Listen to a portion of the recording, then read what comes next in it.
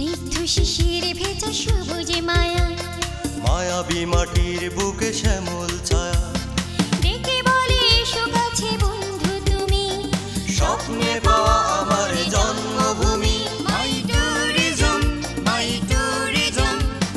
এখানে ঝর্ণা নদী সাগর টানে, মনটা জোয়ারে ভাসে কলতানে, রূপালি ইলিশার দইয়ের শীষে, লাল সবুজে আছে স্বপ্ন মিশে, একে অপরূপ আমি দেখেছি হাসি। বাংলাদেশ তোমায় ভালোবাসি, বাংলাদেশ তোমায় ভালোবাসি। মাই ট্যুরিজম, মাই ট্যুরিজম, মাই ট্যুরিজম, মাই ট্যুরিজম। সুপ্রিয় দর্শক, আসসালামু আলাইকুম। বাংলাদেশ ট্যুরিজম বোর্ড নিবেদিত পর্যটন বিষয়ক অনুষ্ঠান মাই ট্যুরিজম দেখার আমন্ত্রণ জানাচ্ছি। সাথে আছে আমি কাজী রহিম শাহরিয়ার।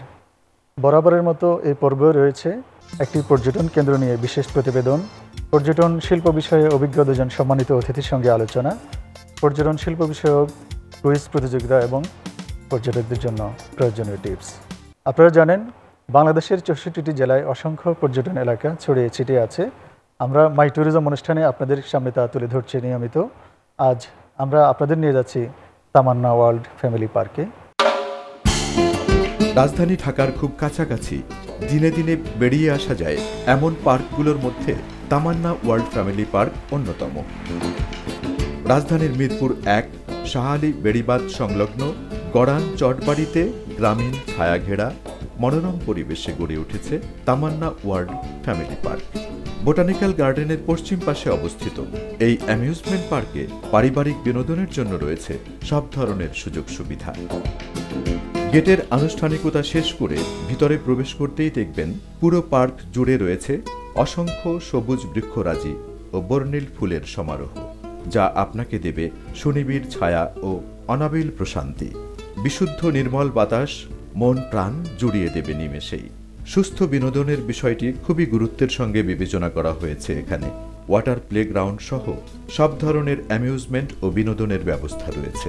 পার্কটিতে রয়েছে উন্নতমানের রেস্টুরেন্ট ও ফুড জোন, যেখানে রয়েছে চাইনিজ বুফে সহ সব ধরনের সুস্বাদু ও তাজা খাবারের ব্যবস্থা। রয়েছে সকালের নাস্তা, দুপুরের খাবার, বিকালের নাস্তা। এছাড়া পার্কের মাঝামাঝিতে রয়েছে শিল্প সমাহার নামে একটি মিনি শপ। এখানে শিশুদের জন্য রয়েছে অনেকগুলো ব্যতিক্রমধর্মী রাইডগুলোর মধ্যে রয়েছে বাম্পার কার, সুইং কার, নাগরদোলা, roller coaster, wonder wheel, frog hopper, pendulum, honey swing, merry go round, paratrooper, swan adventure, monorail, electric mini rail সহ অনেক মজার রাইড। প্রতিটি রাইডে চড়ে শিশু কিশোর সহ সবাই উপভোগ করতে পারবেন অন্যরকম রোমাঞ্চ। ওয়াটার প্লেগ্রাউন্ডে রয়েছে 2টি সুইমিং পুল, যেখানে সুইমিং করার পাশাপাশি রয়েছে সাঁতার শেখার ব্যবস্থা। ওয়াটার প্লেগ্রাউন্ডে কোমলমতি শিশুরা মেতে উঠতে পারে অনাবিল আনন্দে।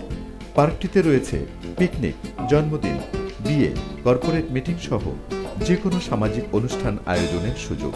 রয়েছে আধুনিক সুযোগ সুবিধা সম্বলিত কনফারেন্স হল। পিকনিক স্পটগুলোতে রয়েছে স্কুল প্যাকেজ ও স্পেশাল প্যাকেজের আওতায় stage, mat, chair, table, sound box, decorator সহ খাবার পরিবেশনের যাবতীয় ব্যবস্থা। এখানে রয়েছে নিরবিচ্ছিন্ন নিরাপত্তা ব্যবস্থা। জেনারেটরের মাধ্যমে সার্বক্ষণিক বিদ্যুৎ ব্যবস্থা নিশ্চিত করেছে কর্তৃপক্ষ। পার্কটিকে রাজধানীর অন্যতম প্রধান বিনোদন কেন্দ্র হিসেবে গড়ে তোলার পরিকল্পনা নেওয়া হয়েছে বলে জানিয়েছে কর্তৃপক্ষ। তবে এই পরিকল্পনা বাস্তবায়নে সংশ্লিষ্ট সবার সহযোগিতা কামনা করেছেন তারা। পার্কটির প্রবেশ ফি জনপ্রতি 50 টাকা। এছাড়া প্রতিটি রাইডে চড়ার জন্য দিতে হয় 40 থেকে 350 টাকা। তবে প্রতিবন্ধী, শিশু ও বৃদ্ধদের বিনামূল্যে পার্কে প্রবেশের সুযোগ রয়েছে। নারী ও শিশুদের জন্য পার্কটি অত্যন্ত নিরাপদ। যে কেউ প্রিয়জন কিংবা পরিবার পরিজন নিয়ে পার্কটিতে ঘুরে আসতে পারেন ছুটির দিন সহ সপ্তাহের যে কোনো দিন।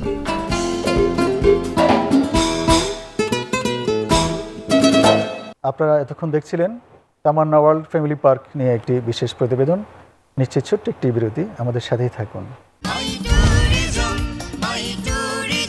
বিরতির পর আবার ফিরে এলাম বাংলাদেশ ট্যুরিজম বোর্ড নিবেদিত পর্যটন বিষয়ক অনুষ্ঠান মাই ট্যুরিজমে আজ আমাদের স্টুডিওতে উপস্থিত হয়েছেন বাংলাদেশ পরিবেশ আইনজীবী সমিতির নির্বাহী পরিচালক জনাব সৈয়দা রিজওয়ানা হাসান। আমাদের স্টুডিওতে আরও উপস্থিত হয়েছেন ছুটি রিসোর্ট এবং ছুটি গ্রুপের চেয়ারম্যান জনাব মোস্তফা মাহমুদ আরিফি। আমি দুজন অতিথিকে আমাদের স্টুডিওতে স্বাগত জানাচ্ছি। শুরুতেই আসতে চাই জনাব সৈয়দা রিজওয়ানা হাসান আপনার কাছে। আমি জানতে চাই পরিবেশের সাথে পর্যটনের সম্পর্ক কী? পরিবেশের সাথে আসলে পর্যটনের সম্পর্ক খুবই নিবিড়। এটা ইতিবাচক দিক থেকেও নিবিড়, এটা নেতিবাচক দিক থেকেও নিবিড়। আমরা ইংরেজিতে একটা কথা আছে, সিইং ইজ বিলিভিং।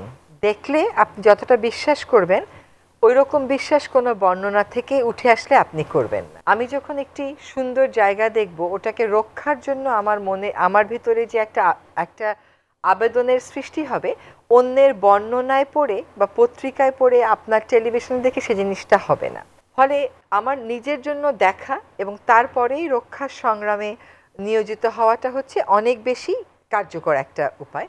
পরিবেশের সাথে পর্যটনের সম্পর্ক এক হচ্ছে আপনি প্রমোট করবেন এটাকে রক্ষা করার জন্য, একই সাথে সাইমালটেনিয়াসলি আপনাকে রেগুলেট করতে হবে যাতে আপনি যা দেখছেন আপনার পরের প্রজন্ম তা দেখতে পারে। এক্স্যাক্টলি, ধন্যবাদ আপনাকে। এবার জনাব মোস্তফা মাহমুদ আরিফি, আমি জানতে চাই যে বাংলাদেশের পর্যটন শিল্পে একটি রিসোর্ট বা একটি পার্ক কী ধরনের ভূমিকা রাখতে পারে? ধন্যবাদ শাহরিয়ার ভাই, ধন্যবাদ মাই টিভির ফ্যামিলি, ধন্যবাদ রিজওয়ানা আপাকে। বাংলাদেশের পর্যটনের উন্নয়নে রিসোর্টের ভূমিকা এক নম্বর যদি বলি, পর্যটকদের জন্য সবচেয়ে বড় যেটা দরকার তাদের একটা নিরাপদ এবং বসবাস করার জন্য একটা আবাসস্থল। তো রিসোর্ট প্রথমে সেই জিনিসটা এনশিওর করে যে পর্যটক যখন আসে একটা এরিয়াতে, তো সেখানে সুন্দরভাবে সে যাতে একটা সময়, সেটা একদিন হইতে পারে, 2 ঘন্টা হইতে পারে, অথবা আরও বেশি টাইম হইতে পারে, যে তার যে বসবাসটা, এই বসবাসকালীন সময়টা যেন সে সকল সুযোগ সুবিধাগুলো উপভোগ করতে পারে। তো এই যে পর্যটকের প্রথম ডিমান্ড সেটা মিট করতেছে। এরপরে যেটা আসতেছে বাংলাদেশের অর্থনীতিতে আমাদের যে রিসোর্ট, এই রিসোর্টের ভূমিকাও অনেক। এক নম্বরে আমি যদি বলি, এই পর্যটক একটা রিসোর্টকে বেস করে যখন আসতেছে সে এলাকায়, তখন একটা অর্থনৈতিক ফ্লো হইতেছে। আমরা রিসোর্ট যারা মালিক আছি, রিসোর্টের মালিক হয়তো আমি কিছু আর্ন করতেছি, এর পাশাপাশি ওই এলাকাতে যে দোকানপাটগুলো আছে, ওই এলাকার যে কৃষি যে পণ্যগুলো আছে, এগুলোর একটা মার্কেট তৈরি হইতেছে। সাথে সাথে কিছু লোকের কর্মসংস্থান সৃষ্টি হইতেছে। এই কর্মসংস্থান বা এই স্কিল জনগোষ্ঠী পরবর্তীতে দেখা যাইতেছে শুধু দেশে না, দেশের বাইরেও ভূমিকা রাখতেছে। এভাবে বিভিন্নভাবেই একটা রিসোর্ট একটা দেশের অর্থনৈতিক উন্নয়নে এবং সামাজিক উন্নয়নেও অনেক ভূমিকা রাখে। যেটা বলি আমি, মানুষ তো সামাজিক জীব, তো মানুষের এই সামাজিক জীব হিসেবে তাকে এই খাওয়া পরা বা তার যে মৌলিক চাহিদাগুলো আছে, চাহিদাগুলোর বাইরেও বিনোদনের একটা প্রয়োজন থাকে। বাট আমাদের দেশে পর্যাপ্ত বিনোদন কেন্দ্র না থাকাতে মানুষ সেটা পূরণ করতে পারে না। তো আমরা যখন রিসোর্ট করি, তো দেখা যায় মানুষ 2 দিন 5 দিন যখন ছুটি পায়, তখন সে আমাদের রিসোর্টে গিয়ে নিরিবিলি একটা নির্জন পরিবেশে পাখির ডাক, গাছের ছায়া, এগুলো এনজয় করে। তো এই কারণে আমার মনে হয় যে আমাদের অর্থনৈতিক সামাজিক উন্নয়নে রিসোর্টের ভূমিকা অনস্বীকার্য এবং এটা দিন দিন বাড়তেছে। আপনাকে ধন্যবাদ। রিজওয়ানা আপা, আমি জানতে চাই যে পর্যটন কেন্দ্রগুলোতে পরিবেশের সুরক্ষা নিশ্চিত করা যায় কিভাবে? জি, আমি আপনার আগের প্রশ্ন থেকেও একটু সূত্র ধরে টানতে চাই। আপনি সেন্ট মার্টিন দ্বীপের কথা ভাবেন, দেশের একমাত্র কোরাল দ্বীপ, এবং সেন্ট মার্টিনে একটা নিজস্ব ইকোনমি কিন্তু আগে থেকেই ছিল। এখন সেন্ট মার্টিনটা আর কোনো ইকোনমি নেই, পর্যটনই হয়ে গেছে তার একমাত্র ইকোনমি। এবং আপনি আরেকটা জিনিস খেয়াল করেন, কক্সবাজার যেমন একই সাথে পর্যটন এলাকা, দেশের 1 নম্বর পর্যটন এলাকা, একই সাথে কিন্তু কক্সবাজার একটা পরিবেশগত সংকটাপন্ন এলাকা।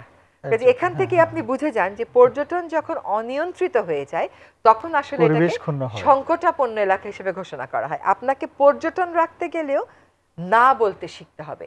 না বলা মানে হচ্ছে অতিরিক্ত পর্যটককে না বলার অর্থ হচ্ছে পর্যটনের জায়গাটাকে হ্যাঁ বলা। আমি আমার ওনার আপার সাথে একটু কথা ছিল ভাই, এক এক দেশের বাস্তবতা আসলে এক এক রকম। কয়েকটা বিষয়ে আমরা কম্প্রোমাইজ করব না, যেমন বিচের পরিবেশ ব্যবস্থা আমরা ধ্বংস হতে দেব না, আমরা বনের পরিবেশ ব্যবস্থা ধ্বংস হতে দেব না, আমরা দ্বীপের পরিবেশ ব্যবস্থা ধ্বংস হতে দেব না, আমরা পাহাড়ের হাওরের পরিবেশ ব্যবস্থা পর্যটনের নামে ধ্বংস হতে দেব না। এখন আমার দেশে যে 20 কোটি জনগোষ্ঠী, তার সকলেই কিন্তু লাক্সারিয়াস রিসোর্টে গিয়ে থাকতে পারবে না। আমাকে এটাও চিন্তা করতে হবে যে যখন আমি ট্যাক্স ইম্পোজ করব, আমি তাহলে আসলে কি দরিদ্র জনগোষ্ঠীকে এই জায়গা কখনো দেখতেই দেব? দরিদ্র বলবো না, দরিদ্র তো যেতেই পারে না, কিন্তু মধ্যবিত্ত যারা একাধিকবার যেতে চাচ্ছে, আমার কাছে মনে হয় কি আপনি হয়তো বার দিয়ে এটাকে কয়বার যাবে তা দিয়ে নিয়ন্ত্রণ করতে পারবেন না, কিন্তু রাত্রে থাকবে কিনা বা সে যেই রিসোর্টে থাকবে, যেমন আমি দিল্লিতেও দেখে এসেছি, দিল্লির পাশের রিসোর্ট, কোনো বাথরুমে শাইনি টাইলস নেই, আপনাকে শুতে হবে মাটিতে, কিন্তু কমফোর্টেবল বিছানা, এবং ওখানকার বাথরুমের টাইলসগুলো বানানো হয়েছে মাটি দিয়ে। স্থানীয় এলাকার কৃষকেরা যা উৎপন্ন করে সেই কৃষি পণ্য খাওয়ানো হয়, এবং সেখানে বলা হয় যে এই ফুডটা অর্গ্যানিক। আমি বাংলাদেশে এত রিসোর্টে গেছি, কোনো রিসোর্টে দেখলাম না বলতে যে এখানে যেই ফুড আপনি খাচ্ছেন সবটাই হচ্ছে স্থানীয় কৃষকের উৎপাদিত, এবং এখানে কোনো বিষ কিংবা কেমিক্যাল সার ব্যবহার করা হয় না। যদি আপনি এই জিনিসগুলো প্রমোট করতে পারেন, তাহলে কিন্তু পর্যটনের মাধ্যমে আপনি আস্তে আস্তে পরিবেশ বান্ধব কৃষি, পরিবেশ বান্ধব ব্যবস্থাপনায় যেতে পারেন। পর্যটন মানে শুধু কক্সবাজার নয়, অবশ্যই পর্যটন মানে শুধু সেন্ট মার্টিন নয়। আমরা জানি সেটা হচ্ছে 64টি জেলায়, দেশের 64টি জেলায় অসংখ্য পর্যটন এলাকা আছে, অনেক রিসোর্ট আছে, পার্ক আছে, বা প্রাকৃতিক অনেক সৌন্দর্য আছে, আমরা যেটা এনজয় করতে পারি, আমরা দেখতে যেতে পারি। আমরা ওই পর্যটন শব্দটা আসলেই আমরা ছুটে যাই শুধু সেন্ট মার্টিন, সুন্দরবন, সেন্ট মার্টিন, এই তিনটা জায়গা। যদি ভাইয়ের সাথে একটু বলি, চাকরি সুবাদে সারা বাংলাদেশের 64টা জেলায় আমার ভিজিট করা হয়েছে, এবং উপজেলা বললে হয়তো 350-400 উপজেলা গিয়েছি আমি। এটা নিজের একটা ইন্টারেস্টও ছিল যে একটা জেলাতে গেলাম, এখানে দেখার মতো কি উল্লেখযোগ্য আছে। প্রতিটা জেলাতেই অনেক টুরিস্ট স্পট আছে, অনেক, যেটা বলার মতো না। আমি যদি বলি বাংলাদেশের প্রতিটা গ্রামে এক একটা টুরিস্ট স্পট, মিথ্যা হবে না। তো এইটাকে প্রমোট করা হচ্ছে না। তো আমরা এই যারা রিসোর্ট করতেছি, বিশেষ করে আমি ব্যক্তিগতভাবে চিন্তা করতেছি এটাকে প্রমোট করার জন্য, এবং আমাদের একটা টার্গেটও আছে ছুটি গ্রুপের, সারা বাংলাদেশের অন্তত বৃহত্তর যে জেলাগুলো ছিল একসময় 19টা রিসোর্ট আমরা করব, এবং বেসটা হবে গ্রামের যে একটা সৌন্দর্য, গ্রামের যে গাছ, এই যে পাখির ডাক, এই যে হাঁসের ডাক, তারপরে আপনার যে এই যে গ্রামীণ যে কিছু কৃষি ব্যবস্থাপনা ইউজ করে, তো লাঙল, তারপরে মই, আরো অনেক কিছু যেগুলো জাদুঘরে চলে গেছে। তো এইগুলোও আমাদের প্রজন্মকে দেখানোর জন্য আমাদের একটা টার্গেট আছে যে আমরা অন্তত বাংলাদেশের 19টা জেলাতেও যদি 19টা রিসোর্ট করতে পারি গ্রামকে বেস করে, তো যেখানে ঢাকা থেকে বা বিভিন্ন শহর থেকে বাচ্চারা আসবে এবং এগুলো এনজয় করবে। হ্যাঁ, এই যে রিসোর্টগুলো গড়ে উঠছে এখন, এই রিসোর্টের মান এবং পরিবেশ নিয়ে তো অনেক কথা আছে, এই বিষয়ে আপনার কাছ থেকে জানতে চাই। আমাদের সবসময় টার্গেট থাকে পরিবেশকে মাথায় রেখে, পরিবেশের বিন্দুমাত্র ক্ষতি না করে আমরা রিসোর্টের কার্যক্রম করি, এবং আমাদের যারা আর্কিটেক্ট আছেন, ইঞ্জিনিয়ার আছেন, এদেরকেও নির্দেশ দেওয়া আছে। ইভেন আমাদের রিসোর্টে দেখবেন একটা গাছ বা 2টা গাছকে অক্ষত রেখে তারপর আমরা ঘর বা বিল্ডিং করেছি, কারণ এর মূল কারণ হলো পরিবেশের বিন্দুমাত্র ক্ষতি হোক এরকম কিছু করে আমরা মানে কোনো স্থাপনা করি না বা রিসোর্টের কোনো ডেভেলপমেন্টও করি না। টার্গেট হলো মানে পরিবেশ যদি না থাকে, আমার এই পরিবেশ যদি বিপন্ন হয়ে যায়, তাহলে আমরাই একদিন বিপন্ন হয়ে যাব। সো দ্যাট মানে পরিবেশটা ফার্স্ট। এবং এটা আমি রিকোয়েস্ট করি এই অনুষ্ঠানের মাধ্যমে, বাংলাদেশে যে যেখানেই আছে, যাই করুক, একটা ফ্যাক্টরি করুক বা একটা রিসোর্ট করুক বা একটা বাড়ি করুক, পরিবেশটাকে মাথায় রেখে করা উচিত। আপনাকে ধন্যবাদ। সুপ্রিয় দর্শক, নিশ্চিত ছোট্ট একটি বিরতি, ফিরবো একটু পরেই।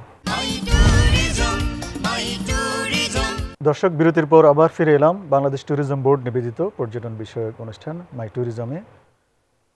আপার সঙ্গে কথা বলছিলাম পর্যটন আইন এবং পরিবেশ আইন, এই দুটি আইনের মধ্যে কোনো সাংঘর্ষিক বিষয় আছে কিনা? সাংঘর্ষিক আমি বলবো না, তবে সমন্বয় নেই, এটা সত্য কথা। হ্যাঁ, অধিদপ্তরগুলোর মধ্যেও সমন্বয়ের অভাব আছে। আমি একটা ছোট্ট উদাহরণ দিই। কদিন আগে পার্কি সমুদ্র বিচ, সেটাতে কিন্তু এটা একটা ঘোষিত পর্যটন এলাকা এবং এটার পরিবেশ বিপন্ন এটা পর্যটন মন্ত্রণালয়ও স্বীকার করে, পরিবেশ অধিদপ্তরও স্বীকার করে।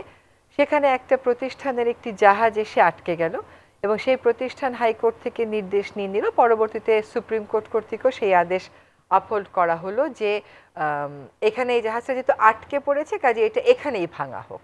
কিন্তু আসলে ওইখানে ওই জাহাজ পরিবেশ সম্মত উপায়ে ভাঙার কিন্তু কোনো উপায় নেই। এখানে দুটো সংস্থা যদি সমন্বয় করত এবং এই দুটো সংস্থার পক্ষ থেকে যদি আদালতে রিপ্রেজেন্টেশন দেয়া যেত, তাহলে আমি মনে করি যে এই ধ্বংসাত্মক কাজ যেটা পার্কি সমুদ্র বিচে শুরু হলো এটাকে আমরা আটকাতে পারতাম। অনেক জায়গাতেই আমরা দেখি, যেমন সেন্ট মার্টিনেই বলি, যখন আদালত থেকে বলা হলো যে না এখানে রাত্রি যাপন করতে দেওয়া যাবে না, কারণ বাংলাদেশে কোনো কিছু নিয়ন্ত্রণ করা কিন্তু খুব মুশকিল ভাই। আপনি হয়তো বলবেন যে 2টা হোটেলে কেবল থাকবে আপা বা 3টা হোটেলে থাকবে, আপনি ওটা পারবেন না। হ্যাঁ, বাংলাদেশে আইন প্রয়োগ করার ইতিহাসের দিকে যদি তাকান, এটা খুব এনকারেজিং ইতিহাস কিন্তু না। ফলে বাংলাদেশে আর no has to be a no, and there is a no but, এরকম করলে বাংলাদেশে হচ্ছে না। আর কি অসুবিধা সেন্ট মার্টিনে গিয়ে রাত না থাকলে? কি এমন জীবনে হয়ে যাবে?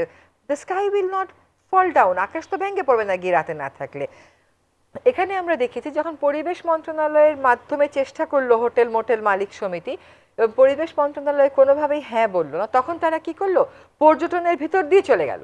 পর্যটন তখন আবার বলা শুরু করলো যে না ঠিক আছে, পুরোপুরি রাত্রি যাপনে বাধা না দিয়ে এখানে অনেক হোটেল মোটেল গড়ে উঠেছে, আমরা ওইগুলোর স্বার্থ রক্ষা করে তাহলে দেখি এটাকে সীমিত করা যায় কিনা। এখানে দেখেন একটা সংঘর্ষ তো হয়েই গেল।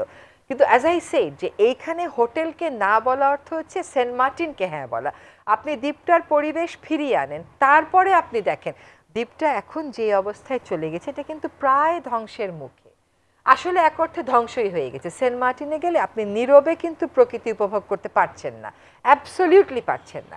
কাজে এটা ফিরিয়ে এনে তারপরে না হয় আপনি হ্যাঁ বা না বলতেন। এখানে দেখা যাচ্ছে যে পরিবেশ অধিদপ্তর এক অবস্থানে, পরিবেশ মন্ত্রণালয় এক অবস্থানে, আর পর্যটন কর্পোরেশন আরেক অবস্থানে চলে গেছে। কাজে সমন্বয় যে নেই এটা কিন্তু মোটামুটি নিশ্চিত। আবার পরিবেশ অধিদপ্তর অনেক সময় অনেক বিষয়ে না বলছে না। ভাই যেরকম আপনি বললেন না যে আপনার রিসোর্টে আমি নিজেও গেছি অ্যান্ড আই রিয়েলি লাইকড ইট, যদি আমি মনে করি ওখানে দেশীয় প্রজাতির গাছ বাড়ানো উচিত, পাখি আনা উচিত, আরও অনেক। একটা রিসোর্টে প্লাস্টিক ব্যবহার করা যাবে না, পলিথিন ব্যবহার করা যাবে না, এইরকম একটা নির্দেশনা কিন্তু পরিবেশ মন্ত্রণালয় থেকে আসতে পারে। আস্তে আস্তে তো আমাদেরকে জিরো প্লাস্টিকের দিকে যেতে হবে। আপনার কাছ থেকে এই বিষয়টা নিয়ে একটু কথা বলতে চাই। এই যে এই রিসোর্টগুলোতে বা পার্কে বা পর্যটন শিল্পে দক্ষ জনশক্তির অভাব রয়েছে বলে অনেকে তো বলছেন, হ্যাঁ, এটা কতটা গুরুত্বপূর্ণ? আসলে পর্যটন শিল্পে দক্ষ জনশক্তির অভাব আছে, এবং শুধু পর্যটন শিল্পে না, মানে অনেক সেক্টরে বাংলাদেশে আমরা অনেক লোক দেখি, বাট কাজের লোক কিন্তু খুঁজে পাই না। মাঝে মধ্যেই একটা পোস্টে ইন্টারভিউ নেওয়ার জন্য ডাকি, হয়তো দেখা যায় 2-3 হাজার অ্যাপ্লিকেন্ট, বাট ওর ভিতর থেকে একজনকেও ফাইনাল করতে পারি না। কারণ হলো মানে তার পর্যাপ্ত প্রশিক্ষণ নাই বা স্কিলনেস নাই। তো এখন এই পর্যটন ক্ষেত্রে তো এটা হিউজ আছে। তো আমরা আমাদের রিসোর্টে যারা আছে এরা প্রশিক্ষিত, কারণ প্রশিক্ষিত না হলে তো এদেরকে আমরা এমপ্লয়মেন্ট করি না, কারণ আমাদের তো সার্ভিস দিতে হবে গেস্টকে, প্রপার সার্ভিস না দিলে গেস্ট তো রিপিট করবে না। সো দ্যাট আমাদের এখানে যারা কাজ করতেছে এরা প্রশিক্ষিত। বাট কিভাবে এই প্রশিক্ষিত জনগোষ্ঠী বা প্রশিক্ষিত জনশক্তি কিভাবে গড়ে উঠবে? সরকারিভাবে বা বেসরকারিভাবে হলেও একটা ইনস্টিটিউট গড়ে তোলা দরকার, এবং একটা না বেশ কিছু দরকার। কারণ এই যে রিসোর্ট বা হোটেল সেক্টরে যে জনশক্তিটা আমরা দেখতে পাচ্ছি, এটা যদি প্রশিক্ষিত পাওয়া যেত, দেশের বাইরেও অনেক হিউজ জব আছে এদের। আপা, আপনার কাছ থেকে সর্বশেষ জানতে চাই যে পর্যটন শিল্পকে পরিবেশ রক্ষা করে কিভাবে তার লক্ষ্যে পৌঁছানো সম্ভব? আমার কাছে মনে হয় যে আমাদের এক্সিস্টিং যে মডেল আছে, আপনি রাতারগুলে যান, সারাটা দিন ওখানে ইঞ্জিন নৌকা চলে। ইঞ্জিন নৌকা না বলতে হবে, ইঞ্জিন নৌকার কারণে ছোট ছোট এক ধরনের সাপ, ছোট্ট ছোট এক ধরনের লাজমুখ্য বানর, ছোট কিছু বক ওইখান থেকে চলে গেছে। কারণ হচ্ছে ওরা এত আওয়াজ নিতে পারছে না। আমাদের বন বিভাগ আবার উৎসাহের আতিশয্যে রাতারগুলের ওই সোয়াম্প ফরেস্টের মধ্যে একটা বড় টাওয়ার লাগিয়ে দিল পর্যটকদের জন্য। পর্যটকরা ওই টাওয়ারে উঠে চিপস খায়, ঠাস করে প্যাকেটটা ফেলে দেয় নিচে। হ্যাঁ, তো ঢুকবার আগেই তার হাত থেকে চিপসের প্যাকেটটা নিয়ে নিতে হবে। তাকে ওই জায়গায় সে যাবে কেবল নেচার দেখতে, এবং সে যাবে ইঞ্জিন নৌকা দিয়ে যেতে পারবে না। আপনি কর্মসংস্থান করেন, দ্যাট ইজ ফাইন। কর্মসংস্থান যে জিনিসটাকে কেন্দ্র করে করছেন সেটাকেই ধ্বংস করে ফেললে আগামীকাল তো আর কেউ রাতার কুলটা দেখতে যাবে না। কাজে আমার কাছে মনে হয় যে প্রশিক্ষণটা খুবই জরুরি এবং সেই প্রশিক্ষণের অপরিহার্য পার্টই হবে যে কি করে তুমি লোকাল রিসোর্সকে রিসাইকেল করবা এবং এটার উপরে প্রেশার ক্রিয়েট করবা না। এটা কেবলমাত্র পর্যটনের যারা কর্মী আছেন তারা না, উনাকেও এই ট্রেনিংটা নিতে হবে যে কি করে আমি কৃষি জমির সবচেয়ে সাশ্রয়ী ব্যবহার করব। পর্যটনকে পরিবেশ বান্ধব করতে সরকারের এখন উচিত হবে বিধিমালা প্রণয়ন করা। এই বিধিমালার মাধ্যমে সংখ্যা বলেন, গুণগত বলেন, পরিমাণগত বলেন, সবকিছুই কিন্তু নিয়ন্ত্রণে আনা সম্ভব। ধন্যবাদ আপনাকে। আপনার কাছ থেকে জানতে চাই যে এই যে সরকারের অনেক ভূমিকার কথা আসছে নীতিমালা বিধিমালা প্রণয়নের পাশাপাশি যারা বিনিয়োগ করছেন পর্যটন শিল্পে, এই বিনিয়োগকারীদের সহায়তায় সরকারের কোনো করণীয় আছে কিনা? বিনিয়োগকারীদের জন্য সরকারের তো করার আসলে অনেক কিছু আছে। সরকার মানে he can do lots of thing for investor, but অনেকেই বলছে যে সরকার অন্যান্য খাতে যেমন লোন দেওয়ার সুবিধা, ওরকম কোনো স্পেশাল সুযোগ পর্যটন খাতে নাই। পর্যটন খাতের জন্য ওরকম কোনো সীমিত বিশেষ কোনো সুযোগ সুবিধা নাই, বরঞ্চ অন্যান্য খাতের সাথে কম্পেয়ার করলে একটা সীমিত। এবং ইনভেস্টরের দিক দিয়ে যদি আমরা চিন্তা করি তাহলে এটা ইনভেস্টমেন্ট হিসেবে খুব লাভবান খাত না। অন্যান্য অনেকে এই কারণে অনেকে কিন্তু ট্যুরিজম ব্যাংকের প্রয়োজনীয়তার কথা বলেছেন। হ্যাঁ, এরকম যদি স্পেশাল কোনো ব্যাংক আমাদের জন্য করা যেত, ইন্টারেস্টের যে রেটটা আছে এই রেটটাও যদি আমাদের জন্য একটু কম থাকতো পর্যটন ইনভেস্ট করলে, এটা 2, 3, 4-এর ভিতরে, তাহলে অনেক মানে এটা প্রমোট করতে সুবিধা হতো আমাদের জন্য। আমরা আশা করি সরকার এবং সংশ্লিষ্ট কর্তৃপক্ষ, সংশ্লিষ্ট ডিপার্টমেন্টগুলো এবং যারা পর্যটন নিয়ে কাজ করছেন বেসরকারি পর্যায়ে সবাই এগিয়ে আসবেন। আপনাদের দুজনকে অসংখ্য ধন্যবাদ মাই ট্যুরিজম অনুষ্ঠানে এসে এই অনুষ্ঠানকে সমৃদ্ধ এবং সাফল্যমণ্ডিত করার জন্য আপনাদের দুজনের প্রতি অশেষ কৃতজ্ঞতা। সুপ্রিয় দর্শক, এবার পর্যটকদের জন্য রয়েছে প্রয়োজনীয় কিছু টিপস। যাত্রার পূর্বে আপনার টেলিফোন বুক, ফটো, আত্মীয় স্বজনের ঠিকানা, ভ্রমণ গাইড, অ্যান্টিসেপটিক ক্রিম, খাবার স্যালাইন, পানি বিশুদ্ধকরণ ট্যাবলেট ও 2-1টি খালি পলিথিন ব্যাগ সাথে নিন। যানজটের কথা বিবেচনায় রেখে সঠিক সময়ে যাত্রা করুন। যাত্রার পূর্বে রেইনকোট, ছাতা সঙ্গে রাখুন। নোটবুক, কলম, ছোট হ্যান্ডব্যাগ, মানি ব্যাগ, মোবাইল সযত্নে রাখুন। যানবাহন থেকে নেমে যাওয়ার সময় প্রতিবারই লাগেজগুলো গুনে নিন। নিরাপত্তার জন্য রিসোর্ট বা হোটেলের ভিজিটিং কার্ড, মোবাইল নম্বর ছাড়াও স্থানীয় পুলিশ ফাঁড়ির ফোন নম্বরসমূহ সঙ্গে রাখুন। কোনো রকম বিপদের আশঙ্কা দেখা দিলেই হোটেল কর্তৃপক্ষ ও কর্তব্যরত পুলিশের সহায়তা নিন। কোনো অপরিচিতের খাবার খাবেন না। অপরিচিত লোকের দ্বারা টিকিট করাবেন না। উগ্র ভাব পরিহার করে চলুন। সর্বদা ভদ্র ও মার্জিত ভাষা ব্যবহার করুন। মনে রাখবেন, মার্জিত ব্যবহার নিরাপত্তার অন্যতম সহায়ক। এতক্ষণ আপনারা দেখছিলেন পর্যটকদের জন্য প্রয়োজনীয় কিছু টিপস। এবার কুইজ প্রসঙ্গ। আপনারা জানেন যে বাংলাদেশের পর্যটন শিল্প বিষয়ে অধিকতর সচেতনতা তৈরি করার জন্য মাই টিভি চালু করেছে পর্যটন বিষয়ক কুইজ প্রতিযোগিতা। আমাদের আজকের এই পর্বের কুইজের প্রশ্নগুলো আমি জানিয়ে দিচ্ছি। ঝুলন্ত ব্রিজ কোন জেলায় অবস্থিত? ট্যুরিজম বোর্ডের বর্তমান সিইও কে? এবং হোটেল ইন্টারকন্টিনেন্টালের স্বত্বাধিকারী প্রতিষ্ঠান কোনটি? প্রশ্নগুলোর উত্তর আমাদের ইমেল অ্যাড্রেসে পাঠিয়ে দিন। আমাদের ইমেল অ্যাড্রেস হচ্ছে mytourism.mytv@gmail.com অথবা আমাদের SMS করতে পারেন। SMS করতে হবে এই নাম্বারে 26969 নাম্বারে। গত পর্বে যিনি কুইজে অংশ নিয়ে বিজয়ী হয়েছেন তিনি হচ্ছেন ঢাকার মোহাম্মদপুরের হালিমা আক্তার সুরমা। আমরা যথাসময়ে তার সঙ্গে যোগাযোগ করব। তার জন্য ঢাকা ডিনার ক্রুজের সৌজন্যে রয়েছে জাহাজে করে আনন্দময় নদী ভ্রমণের অপূর্ব সুযোগ। দর্শক, আমরা অনুষ্ঠানের একেবারে শেষ পর্যায়ে চলে এসেছি। এতক্ষণ ধৈর্য ধারণ করে আমাদের সাথে থাকার জন্য অসংখ্য ধন্যবাদ।